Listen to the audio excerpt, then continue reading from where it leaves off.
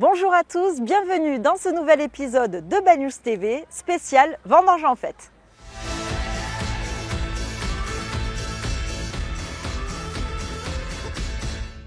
Ça y est, la 29e édition de Vendanges en fête débute ce mercredi 9 octobre. Alors on ne va pas reprendre tout le programme ici, ce serait trop long.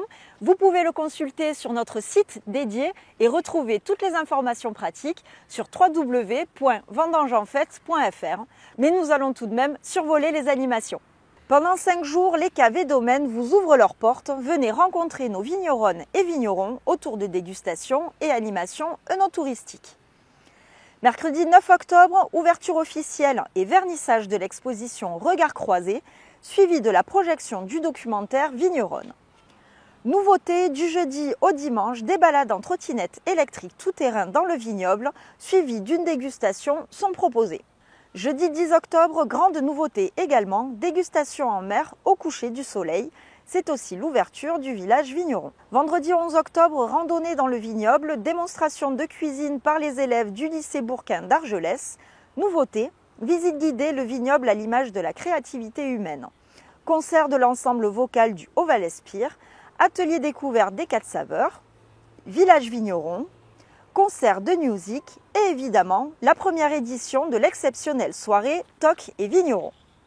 Samedi 12 octobre, animation musicale avec les fanfares, village vigneron, marché des producteurs, nouveauté, pôle de dégustation dans les rues du centre-ville et visite commentée de l'église de la Rectorie.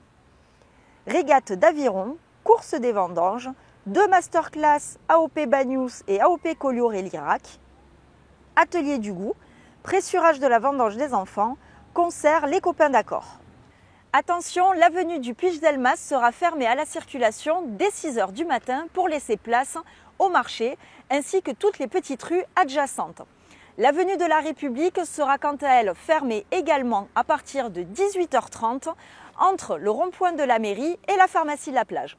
Dimanche 13 octobre, messe et déambulation des confréries. Animation musicale en fanfare. Village vigneron. Arrivée de la vendange par la mer en barque catalane et traditionnel déjeuner d'écoille, groupe de vendangeurs et particuliers sur la plage centrale.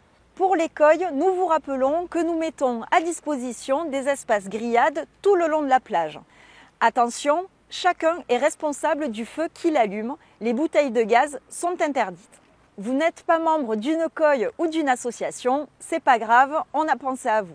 Vous avez plusieurs solutions pour vous restaurer le dimanche midi. Soit vous achetez votre repas dans l'un des 4 stands associatifs situés sur le haut de la plage, entre le canon et l'office de tourisme. La mairie met à votre disposition des tables et des chaises pour pouvoir y manger. Sinon, vous avez aussi les restaurateurs, évidemment, qui sont tous ouverts le dimanche, dans lesquels vous pouvez déjà réserver. La route départementale 914 sera coupée à la circulation dès 10 h du matin. L'ensemble des véhicules devront quitter la plage et tout le secteur du centre-ville deviendra piéton.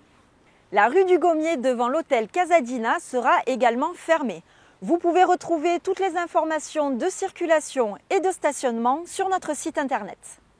Les objets de la fête sont déjà en vente à l'office de tourisme. Bandana, tire-bouchon, affiches, chapeaux, t-shirts des vignerons sur mer. Nous vous rappelons que pour pouvoir déguster au village vigneron et sur les pôles dégustation du samedi, vous devrez être équipé du verre officiel de la fête en plastique et du carnet de dégustation. Tout ceci est en vente à l'office de tourisme. Cette année, on relance les verres en verre pour collection. Ils seront vendus par 6. On le répète, le verre est interdit sur le domaine public, c'est donc pour garder à la maison.